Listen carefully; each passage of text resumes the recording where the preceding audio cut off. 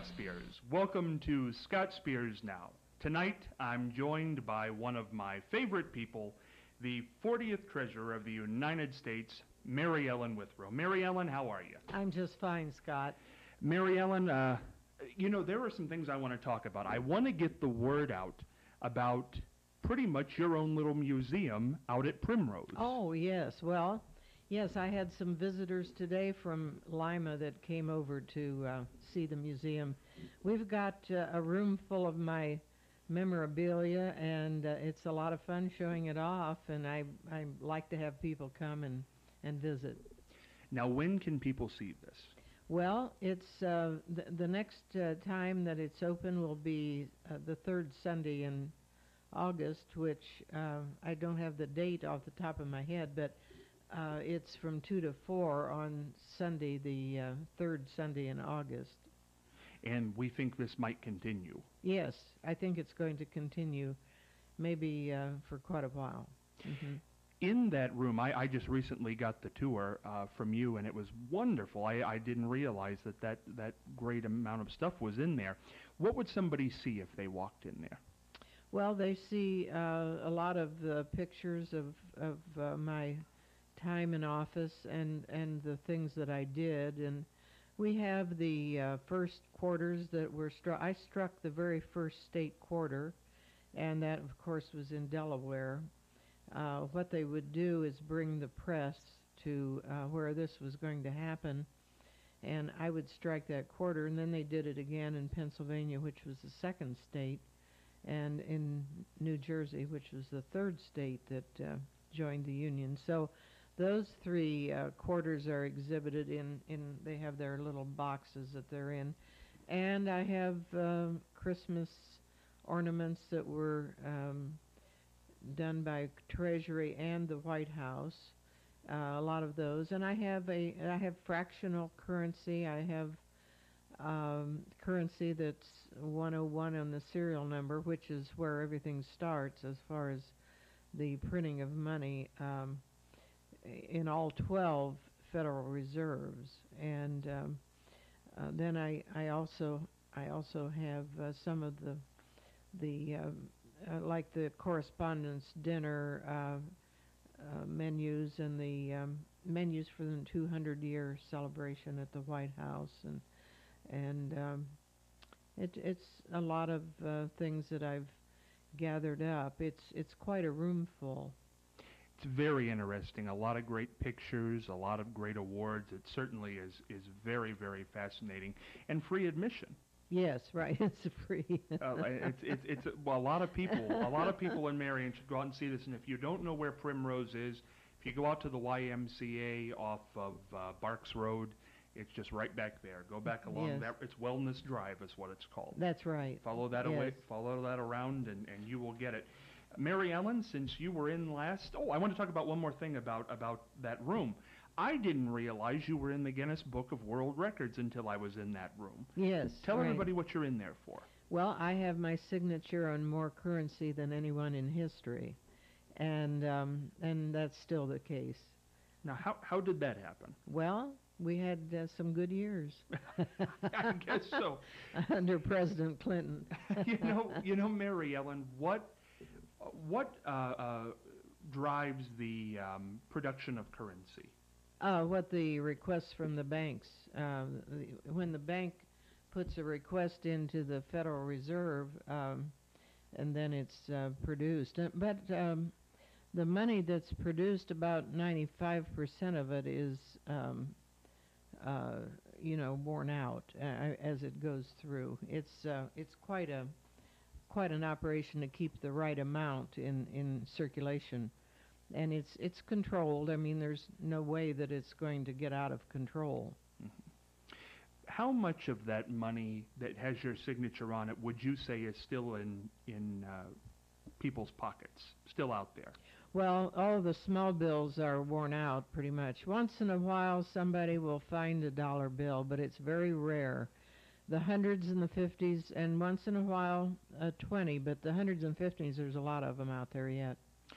I would say that certainly nobody from Marion, has went up as far on the level, maybe in Ohio, as you have in the Treasury Department. What makes a good treasurer? Well, somebody that cares about the public, does their job, pays attention to what's going on. Taking care of other people's money is not an easy job. You have to make sure things are done correctly, have good employees. What is the job of a treasurer for those who don't know? It's collecting and protecting and investing the money of the people of the wherever it is, whether it's a county or a state. At the federal level, it was different. I was manufacturing money, which is a lot of fun. I bet so. Yes. When you're investing people's money at the state and local level, what was your rule of thumb for investments? Oh, well, you look for the best. You have your rules you have to go by, of course, in what you can invest in. You're not investing in the stock market. Yeah. You're not taking that kind of a risk. What you're doing is getting the best that you can get. And when I went in, there's every year there's a 2-year Board of Deposit ruling that takes place. If the interest rates go up enough, you can get another bid from the banks. And so this is what I did. It hadn't been done before, where we would get another bid within that 2-year period because the interest rates were going up.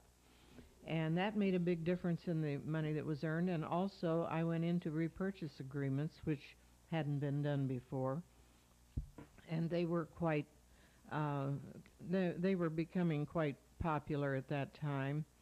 And I had, checked always with the prosecutor and the attorney general on the correctness of all of this.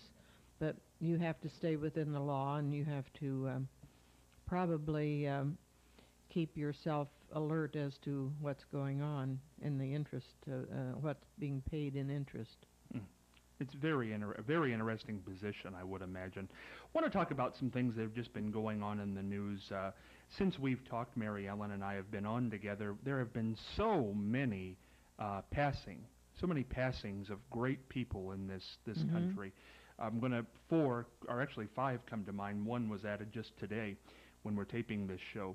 But I'm going to start back with Andy Griffith, 86 years old. What did that mean to you? What does it, when I say Andy Griffith, what does that mean? Means Matlock. Yeah. I love to watch Matlock. Yeah. Yeah. He was such a good actor. Yes. And I think highly underrated.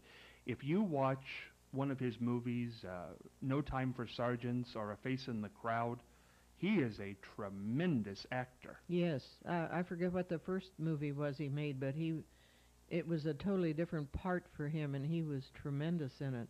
Well, for people who think, because, they have conventions for the Andy Griffith show. Mm-hmm. For people who think he was just that, boy, they're dead wrong. He was a very talented actor. Yes, yeah. I thought his passing was kind of a seminal moment. Because as far as TV stars go, you don't get much bigger than Andy Griffith. No, that's right. Very big. Ernest Borgnine passed away at 95 years old, and the reason I bring this up, I had interviewed Ernest Borgnine. Yes, you did. I did, yeah. And he was maybe the just generally nicest celebrity I've ever interviewed. I remember he laughed through the whole interview. And he was not in a bad way. He just seemed happy. He was just Is that right? a jovial guy. And maybe that's why he made it to 95. Yes. He didn't let things bother him. Yes. Well, and he married, who did he marry? The Broadway star. Yes. I can't think of her name, but he was. I can't think of her name either, but that was always interesting, that combination of two people. Well, he always played he won Academy Award for Marty. And people always thought he was, because he was a bigger guy. He was this big, heavy. He was a mean guy.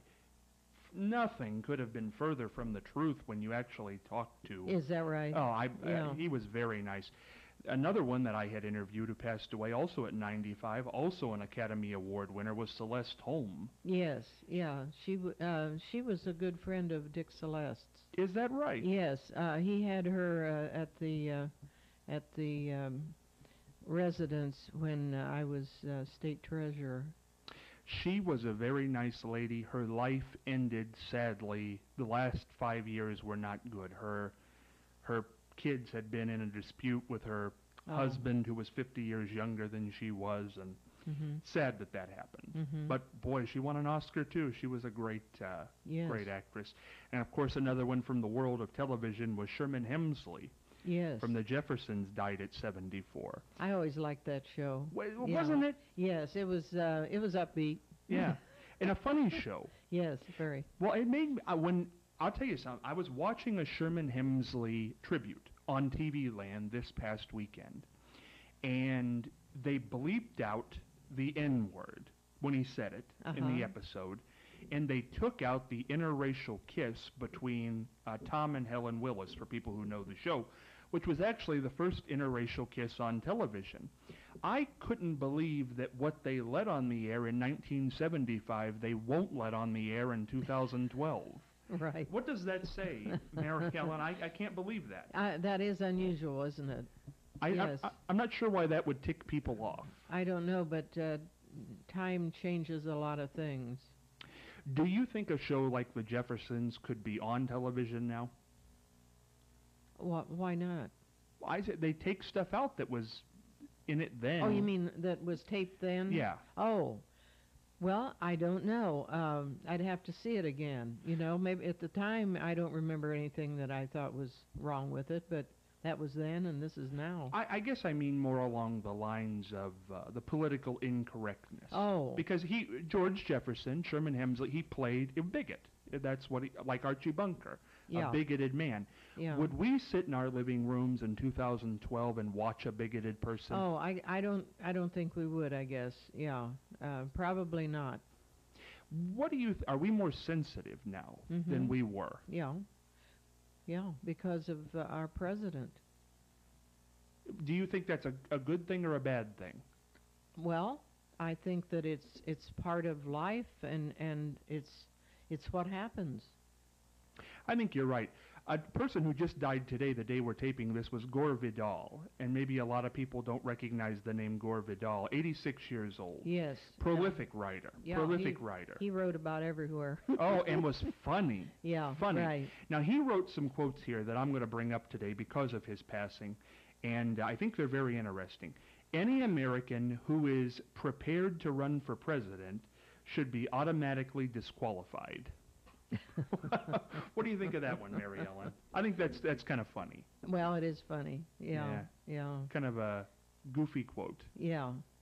Well, now who said that? That was Gore Vidal. Yeah, Gore Vidal was a very interesting man as far as, his books. I did enjoy his books on, Hawaii, and he wrote about so many different places.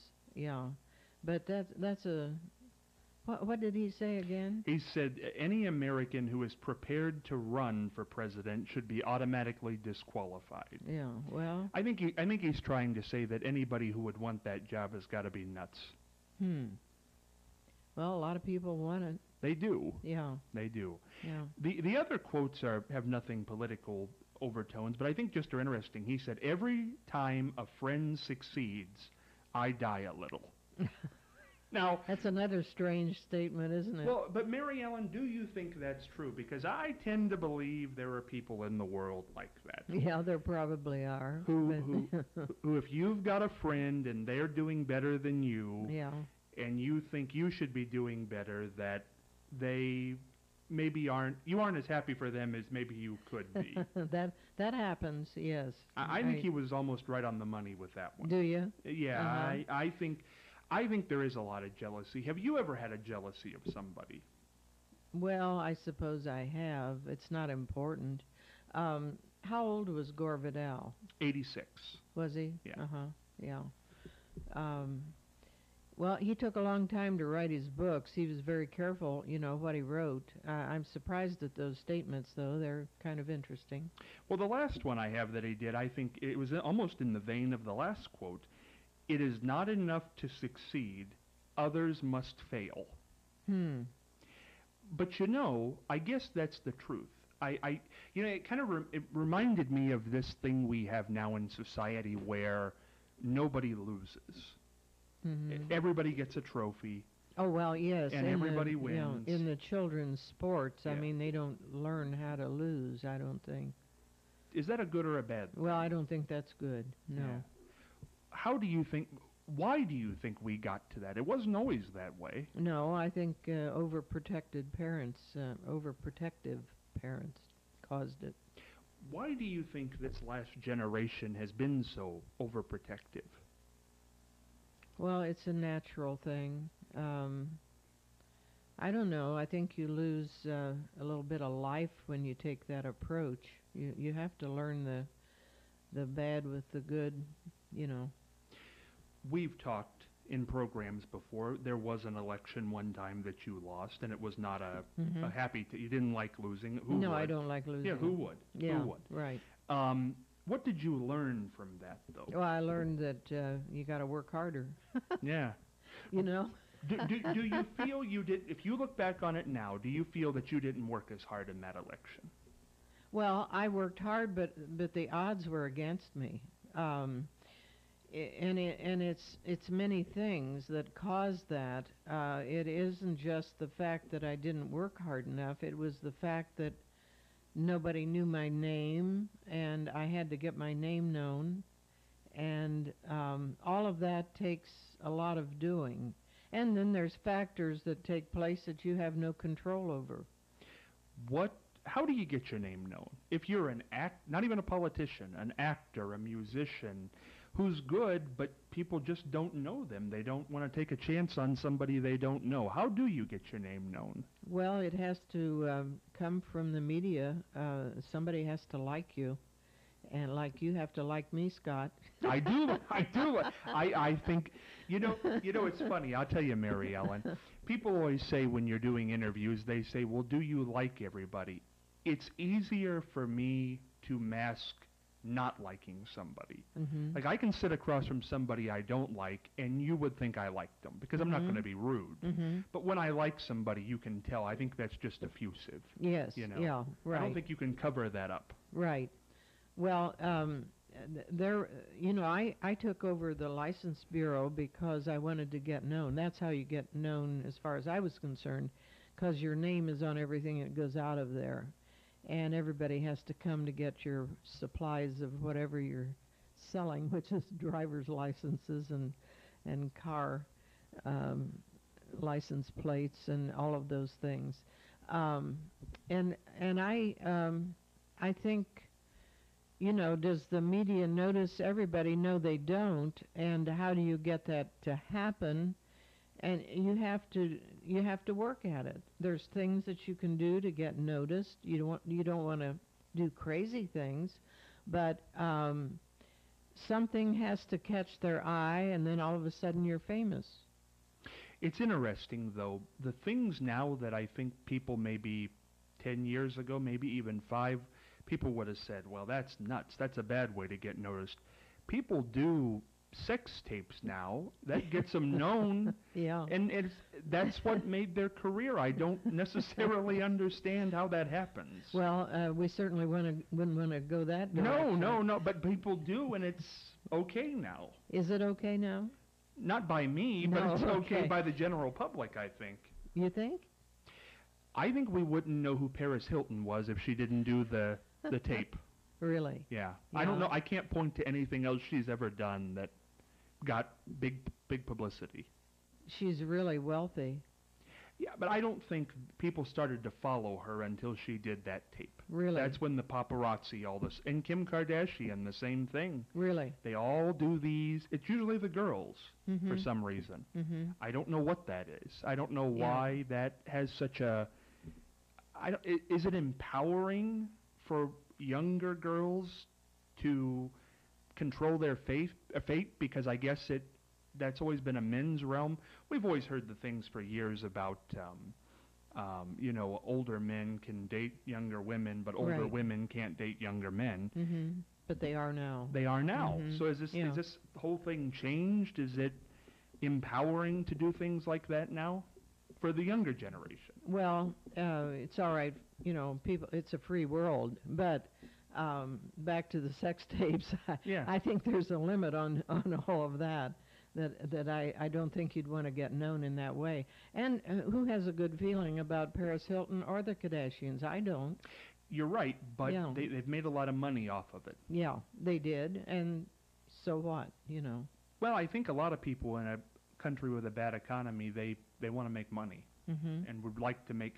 You know what it reminds me of, oddly enough, if we go back 25, 30 years, reminds me of Jim and Tammy Faye. Oh, but that was a pair. What were they Yeah. known of before, doing some fraudulent, having an affair? That's what put that on the front page. Oh, it was her mascara. That's how I knew her. Yeah. I never saw anybody that wore so much mascara in my life. Well, it's funny to me.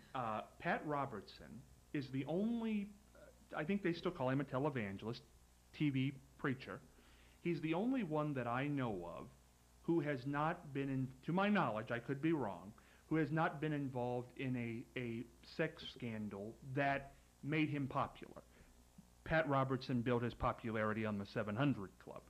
But the other ones that we know, Jim and Tammy Faye, Jimmy Swaggart, we only know them because of the bad things that they did. But yet we know them because of it. Yes, yeah. Well, you were always surprised because of being religious and then having that come out. It was always a big surprise to everyone. But it's funny, the good televangelist who didn't do that, nobody has any idea who they are. If Jimmy Swaggart walks down the street, everybody knows who he is. That's right. So Yeah. I think it's the same thing with the sex tapes now. Well, it goes back, Scott, to do you want to be known this way or do you want to be known that way? I Yeah. mean, how do you want to be known? And I don't think most people would want to be known that way. I hope not. That's right. I hope not. One thing I want to talk about, because it was in all the news, we're going to talk about the Olympics, too, because I want to get to that. That's very big. I saw the opening ceremony. It blew me away. It was great. Well, let's just go into that. I'll save the other one for the end of this conversation. That opening ceremony in England, my goodness, with the Queen and James Bond. Yes. Can you believe she did that? That was very clever. How would you have liked to have been the person who went to the Queen and said, listen, we got an idea. We're going to pretend to throw you out of an airplane. I can't believe she went along with it. Yeah, it was very clever. I wish she had smiled more, though. Why doesn't she smile? I don't know, but she should, because she's got a lot to be happy about. She's had this jubilee. Yes. She's the star of the Olympics. Right. She never smiles. Yes, she was not smiling in the Jubilee either, and that was lovely. That was a wonderful event. Absolutely. Yeah. How about Paul McCartney's end? Yes. And got choked up. Yes. I thought the opening ceremonies, and to see Muhammad Ali there. He was at the one I was at, the Atlantic City. You were there? Yeah, Atlanta. Oh. I wasn't at Atlanta. He was in the president's office when I was there. Wow. When we presented Olympic coins to the president and the vice president, and Muhammad Ali was outside of the office. When we came out, we had our picture taken with him, and he was there because of the Olympics, is why he was there. And he's still doing things. I mean, he was not in good condition when I saw him, and he's still able to do things. I was thinking the other day, because Michael Phelps has now broken the record for most medals won in the Olympics. 19 could grow before they're over with. But who would you say is the greatest athlete of the 20th and 21st century? Oh, boy, I don't know. I was thinking Muhammad Ali. In my mind, I don't think anybody did what he did. Well, go back to before the, I think it was before the Second World War when they had the fight and the German was supposed to win, and our person won. Remember that? I do remember that. Yeah, Hitler was counting on that. I would say that was a pretty big one. I think that was a change moment. Yes, right. Is there any athlete that, when I say athlete, who's the first person that comes to your mind? Well, Scott, I don't know. I don't watch many sports, and I'm trying to think of who comes to nobody comes to my mind because I'm just not into sports that much. Yeah, neither am I. I think of the ice skaters. Dorothy Hamill maybe comes to my mind. That probably it's probably different with every person. It depends on what you like to watch. I think you're right. For me, though, I don't watch a lot of sports, but I have a great respect for Muhammad Ali just simply because what he went through. Saying Yeah. I'm not going to go to war, they stripped him of the titles, and he came back to do tremendous things. I mean, and has done so much for kids, and even in the condition he's in. Mm-hmm. Well, he took away his Olympic medals because he Oh, they wouldn't. did. Yeah, because he wouldn't go to war. Is that right? That was, yeah, that's how it was phrased. I back was then. not.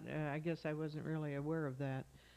Well, yeah, there's things that happen that aren't always right.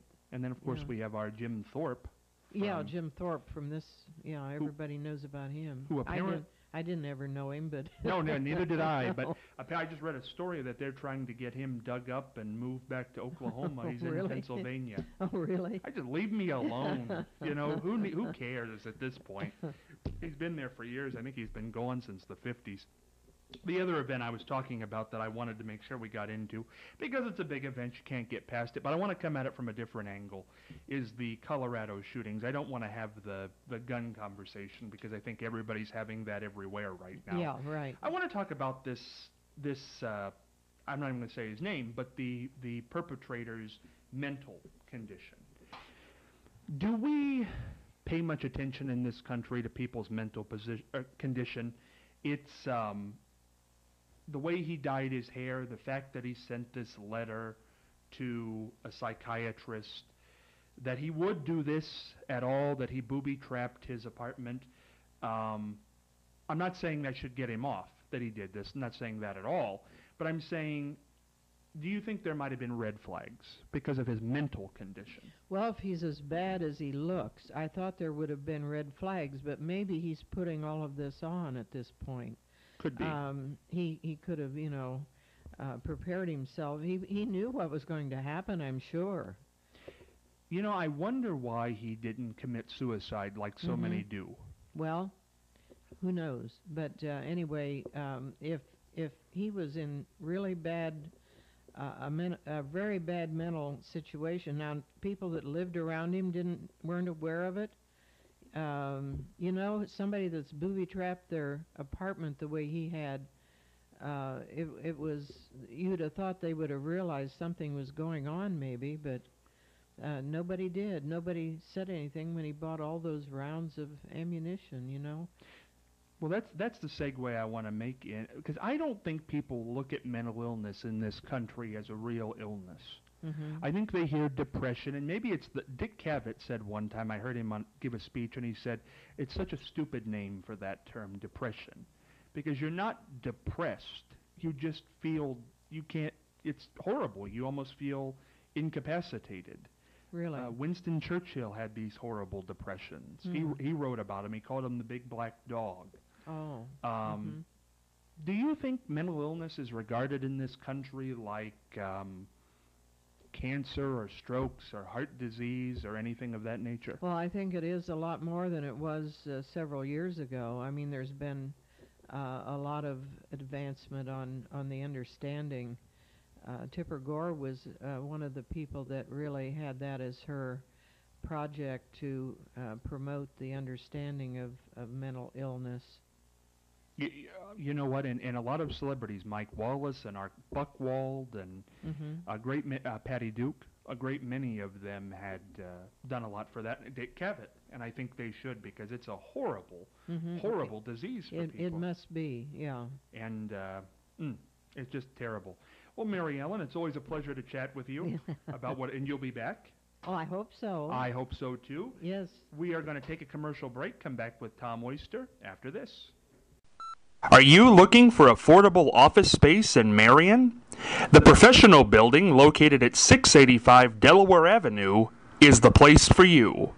For more information, call 740-383-6803.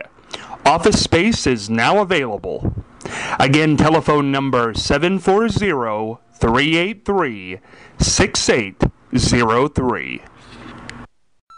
Whether you are buying a home, selling a home, or just want to know more about real estate, call Curry Klingel, Real Estate Professional.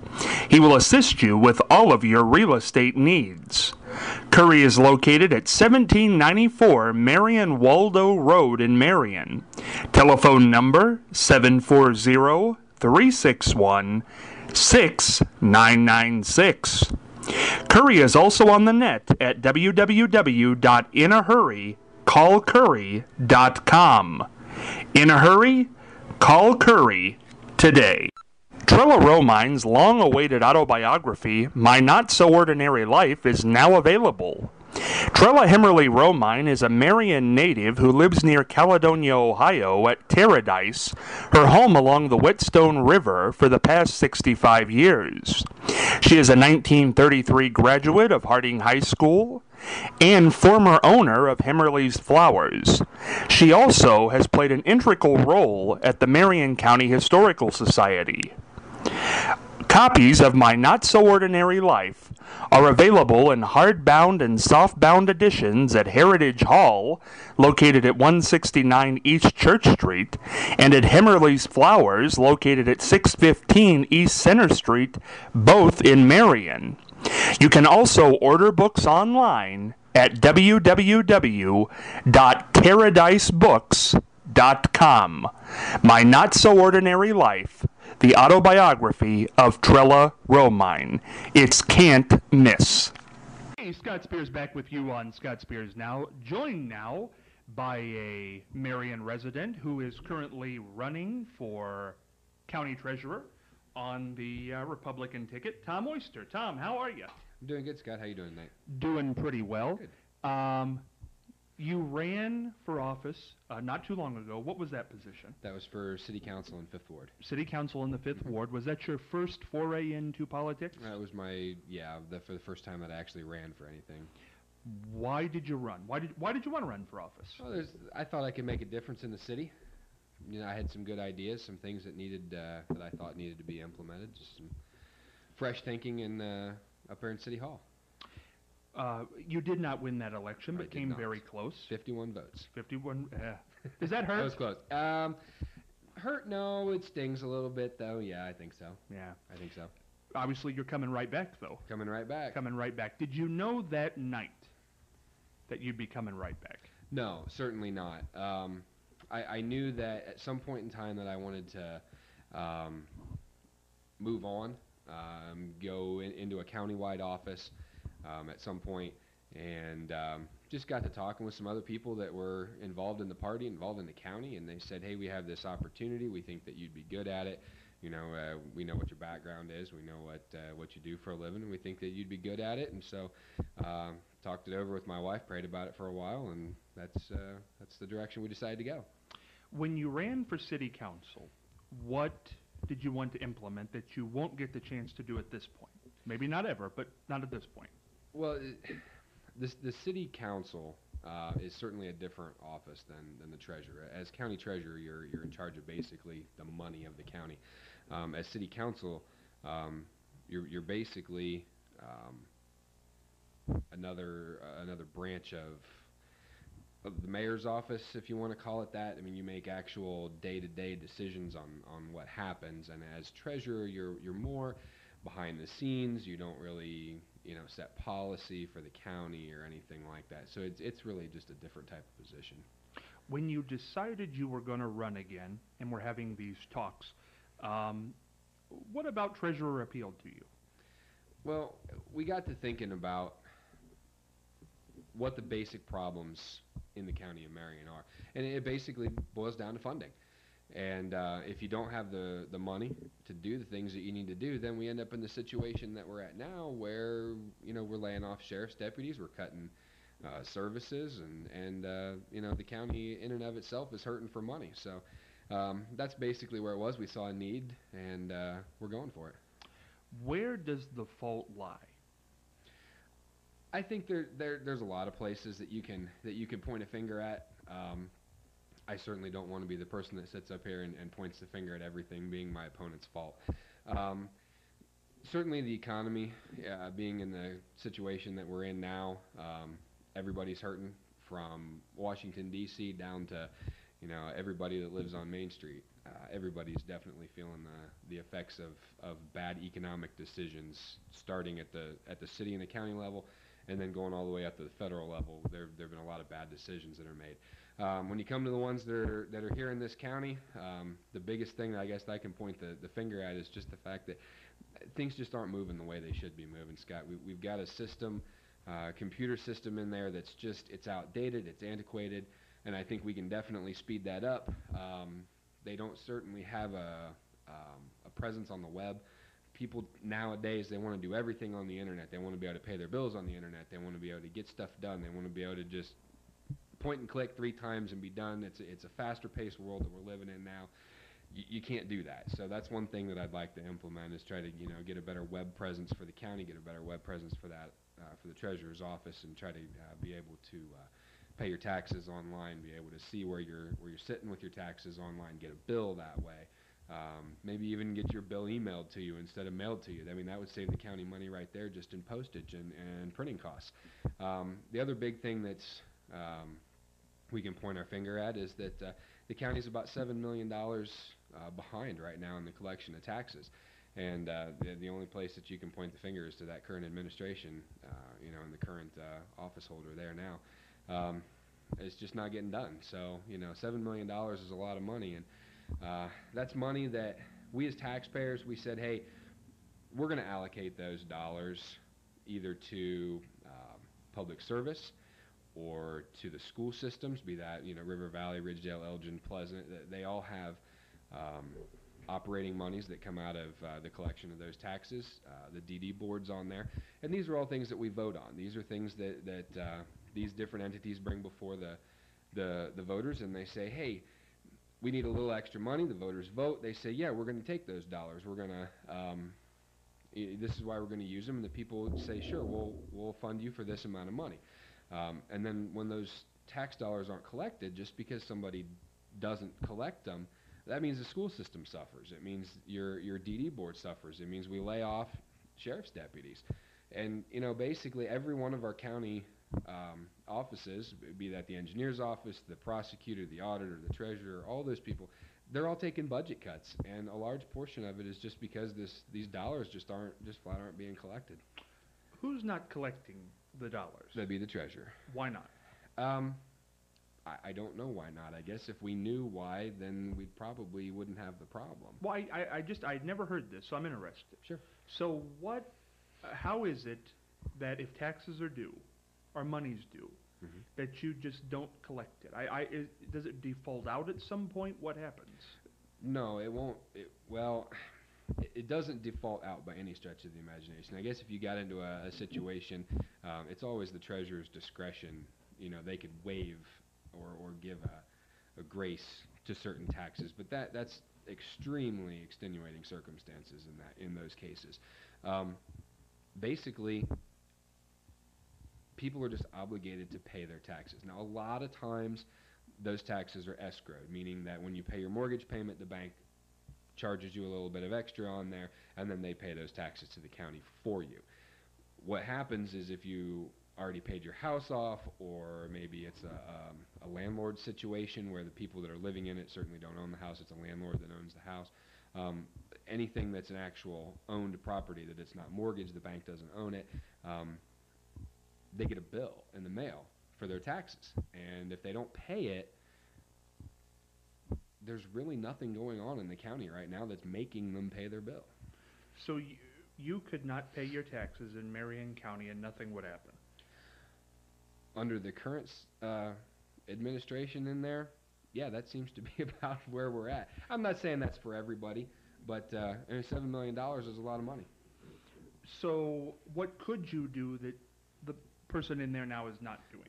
There's a lot of avenues that you can do, and probably the one thing that I would use more than anything else is that the Attorney General's office for the state of Ohio has now set up a new program where counties or even cities, municipalities, things of this nature, they can turn these people over to the Attorney General's office, and what they can do is they can actually collect those taxes for the municipality or the county or whatever the case may be by withholding your tax refund money. The $7 million that we're talking about is property taxes. It's not an income tax. It's property taxes. And so when you get your income tax money back from the state, if you've been reported to the state that you owe Marion County money, they're just going to keep your income tax refund that you get, and that money will come to us. In the if you get in the mind of the person who's not paying this, why do you think they're not paying? Well, I think certainly there's a lot of people out there that have really certainly just hit hard times. And, if your option is pay your taxes or buy milk for the baby, people are going to buy milk every time. And I understand those situations. But I would say that's probably not going to be the case on a large scale here.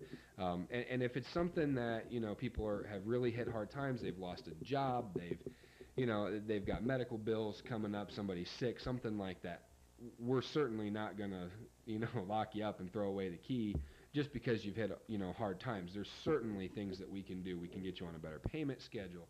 We may be able to give a little bit of grace here and there if necessary. But, each individual case would have to be looked at, individually. But, there's a lot of people, they just don't pay their taxes because it's one of those things that they know there's no consequences right now. And so, why write the county a check if nobody's coming for it? Did this start with the current administration, or had this been going on before? Well, there's always a certain percentage of the taxes that you're not going to get collected. And most of that happens because, let's say maybe there's an out-of-state company that owns rental properties, here in Marion County, and then that's hard to track them down, and it's hard to prosecute them because you're going across state lines to do prosecution and things of that nature. It's difficult to make them forfeit the property at that point in time. But this current administration has certainly taken the delinquent taxes to a new level.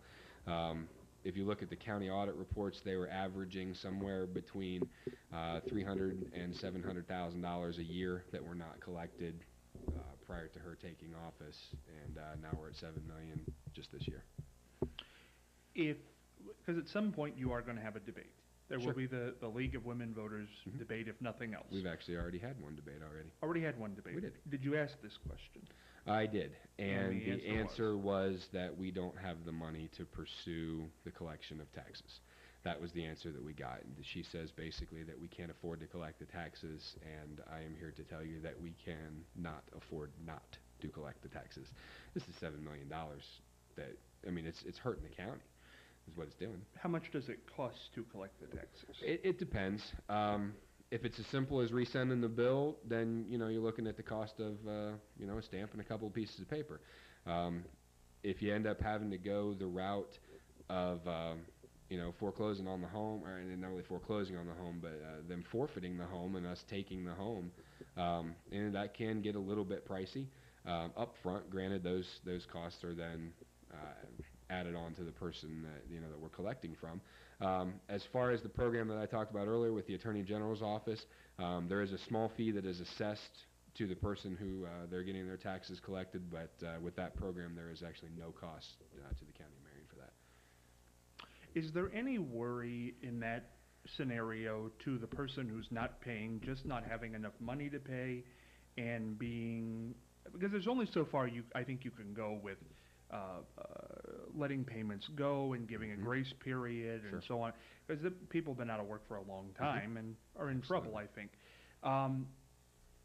If that's the case, what would happen? Well, like I said, you'd really have to look at each case individually. They would definitely have to prove that there was some reason why they weren't paying their taxes, because when you sign on the dotted line that you're going to buy a house, there's a certain understanding that you're going to pay the taxes then associated with that property. So, I mean, people need to understand that you're obligated to pay those taxes. And when you don't, there's consequences for not paying those taxes. But, every situation's different. We would certainly look at them. I know you said there's, a certain time frame, that says that's, okay, wow, I mean, they're 6 months behind, not a huge issue. But if they start getting a little bit further behind, when does it become egregious? I can tell you there's one example in the city. They took over a house into the city land bank. They actually turned it over to Habitat for Humanity, and what they're going to do is they're going to rehab it, and they're going to turn it into one of the houses that they then give. They don't give, but they'll provide that house to a family in need. That was 17 years had gone by, and they had not paid one nickel in taxes to the county. That's why it was forfeited over to the county. But it's 17 years without any collection of taxes on it. So the treasurer really can make the choice on whether somebody stays in their house or not. Yeah, absolutely. Yeah, the county prosecutor is the one who would actually, take litigation to court on that. But they're referred by the treasurer. If the treasurer doesn't turn them over to the prosecutor, then there's no action taken. If the number is this large now, 7 million, Yeah. 7 million, if the majority, we'll say, of those people just aren't going to pay them, they haven't been paying them, they don't want to start paying them, they aren't going to pay them, are you going to have a problem going to the prosecutor and foreclosing on a lot of people? No, absolutely not. I mean, if this is a situation where the people are just saying, I'm not going to give you the money, then absolutely we're going to take legal action on that. Again, if it's somebody that's legitimately hit hard times, there's always a way around that. But if it's someone that's just being belligerent and saying that they're not going to pay the taxes and they don't want to, then absolutely we're going to go to the prosecutor and we're going to take care of it. Does anybody know, isn't there some way to find out what the reasoning is on why people aren't paying their taxes to the tune of 7 million? I would say that if you went and talked to people individually, that you could probably figure that answer out, but it seems like there's not a whole lot of that going on right now. In my mind, if we would go to the current treasurer, wouldn't it be in her best interest to collect these? Wouldn't it be in her best interest to take that line, the stance that if you're falling on hard times, we'll give you a grace period, but if not, we're going to collect it like we've always done business? Wouldn't it be in her best interest to do that? In your mind, why wouldn't she do that? I just don't know why you wouldn't do your job. The citizens of the county of Marion elected people to do their jobs, and when they don't do it, then it's time for a change. Do you think that, how long has she been in office? I'm not even... She's held office for 4 years, but 4 years. She worked in that office for 20 years before that. 20 years. So she worked under somebody who did do. Yes. Okay. Nobody really has any clue what the problem is. No, and she hasn't answered that question publicly, so I can't even speculate. Well, how come nobody talks about this? I haven't seen it anywhere. No, and I doubt that you will. Because? That I don't know. You would think that the media sources that we have in the city the city and the county both would be all over it, but they're certainly not. Running for this office, haven't you went to those sources and said, here it is? I have. And what happens? And they say, wow, that's egregious. Somebody should report that. And then nothing happens. So, we talk to people, we knock on doors, we try to let people know what's going on, and we try to say, hey, I've got some ideas here. I think we can definitely improve on what's going on. And, we collect $7 million from people. And the thing is, the people that are paying their taxes, there's no problem with them. If you're coming in and you're paying your taxes and you're doing everything that you're supposed to be doing, you're basically getting robbed from by the people that aren't paying their taxes, because every time that we put another levy on the ballot, or every time that the city wants to raise the income taxes and things of that nature, you're already paying your taxes. So it's not going to hurt the people that aren't paying their taxes, because they don't care. They don't care if there's another 0.5% levy on for River Valley School, for an example. They don't care because they're not going to pay it anyway. So the people that are going to get hit with that are the people that are already doing what they're supposed to be doing. It's very interesting. We'll have to talk more about this as the campaign goes on, Sure. as election time goes on. And that's what I want to be able to do on this show, is be able to talk about things that maybe people aren't talking about. I think that's good to do. Maybe we'll get some answers. Another question, just totally out of this realm. Marion City has now put a 0.25 tax increase on the November ballot. That is, I believe, income tax. Yes, I believe it is. What do you think? Do you think that's going to pass? Do you think it's going to fail? Good idea, bad idea? I think it's a bad idea, just because, again, I mean, the people that are doing what they're supposed to be doing don't need to be paying for the people that aren't doing what they're, they're not doing what they're supposed to be doing. I don't think it'll pass. I really don't. I think the citizens, here in Marion are just tired of the government coming back to them and saying, hey, I need more, I need more, I need more. And oh, by the way, you're going to have less services provided, but we need more money to provide you with less services. I think they're tired of hearing it. No, we need to touch on that because earlier on this program, former Mayor Kellogg was on and says he supports this. And he's a Republican. Sure he is. Let's say and that. And a good one at that. There you go. So we have no disagreement there. No. Former Republican mayor, longest serving mayor in the city of Marion ever, 16 years. Sure. Said he supports it because it will get back the services. Well, I hope that that's certainly the case. If it passes, I hope that that's what they use it for. But, in my opinion, I think it's the wrong time. I think it's the wrong time to come back to people with your hand out, and I really don't think that the people are going to support it. That could be, but I guess my question is why do you think he feels it will go there? Why don't you feel it will go to the police and fire? Well, I can't speak for Jack.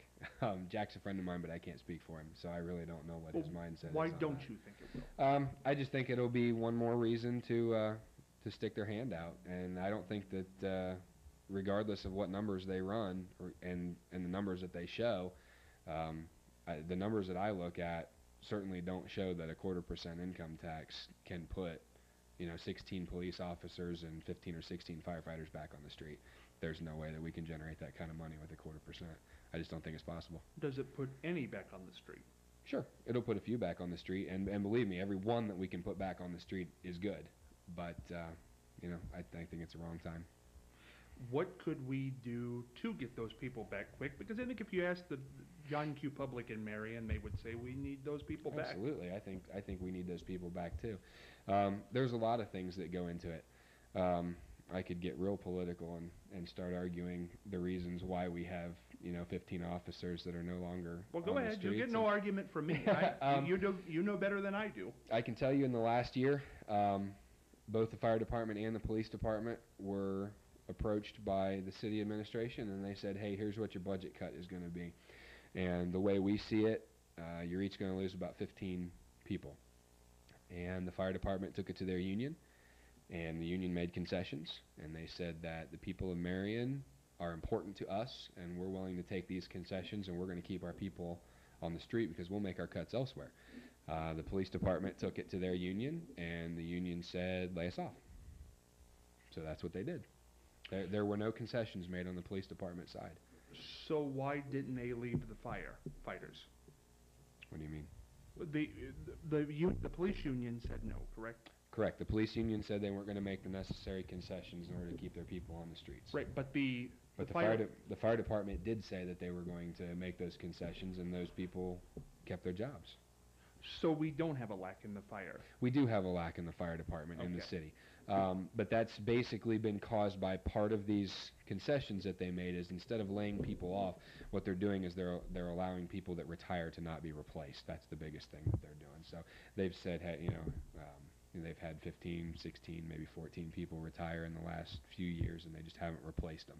And that is a cost-saving measure. I mean, you're not rehiring somebody else, but the fire department's definitely suffering because of it. The police department union did not accept the concessions. Why? That I don't know. Do you know what the concessions were? No. Well, they didn't make any, so I don't think there were any. Do you think that's wrong for a union to do? I think it can definitely damage the city. I mean, obviously, had they made concessions, that we would still have more officers on the streets. But, I wasn't in the middle of those negotiations, so I can't say necessarily one way or another that, what the people brought to them was a bad idea. I just know that they did not make the concessions, and because of that, there's 15, 16 police officers that aren't protecting the city of Marion anymore. You know, it's interesting, and we'll wrap up on this. It's been an interesting conversation, but it's interesting that you know, the reason we've got to this place is because the city is not making the money that it once made. Sure. Caused by a lot of reasons, I think. Certainly, some have been cuts from the state. We're not funded from the state exactly like we were before. Right. So that's a Right. big one. But you know, I think it's a fall down everywhere. And when you get to the end, and the end result is, you know, the union says, no, we're not going to take the concession, and this is what happens. How do we fix the other things before we got to even having to bring that to the table? Well, you know, when you lose state funding, which we have done, and part of that reason is just because the economy is the way that it is. The state doesn't have the money that they used to have either. The state's also required by law to have a balanced budget, so they have to make a cut somewhere. I think that they made a poor choice in where they made their cuts, but I wasn't involved in those conversations either. Part of the, you know, one thing that we need to do is we keep losing jobs out of not only the city but the entire county. I mean, we're losing jobs and we're not replacing them. So, you know, that's not really per se the job of the treasurer, isn't to go out and you know, recruit new businesses into the county. But you know what? I think it's everybody's responsibility in one sense, because when you're an elected official, you're entrusted with the county. Now, whether that's with the engineer's office or the treasurer's office or whatever your specialty is in there, you're entrusted with that area. But you're entrusted with the county, basically, on that. So I think it really is, you know, everybody's job, you know, to go out and try to recruit new businesses in. But, you know, if we don't have jobs, then there's not that revenue's not being created, and so we have to find another way to do it. And raising taxes seems to be the way that the current administration likes to do it, rather than, you know, thinking outside the box, finding some other things, maybe collecting taxes that are due. That's just raise taxes and you know, dig a little deeper into everybody's pocket. We'll have to talk as we go along more about maybe the new way to do this, maybe the Right. sea change that needs to happen. Sounds good. We will do that. Tom Oyster, Marion County candidate for treasurer. We will be back next time. Take care.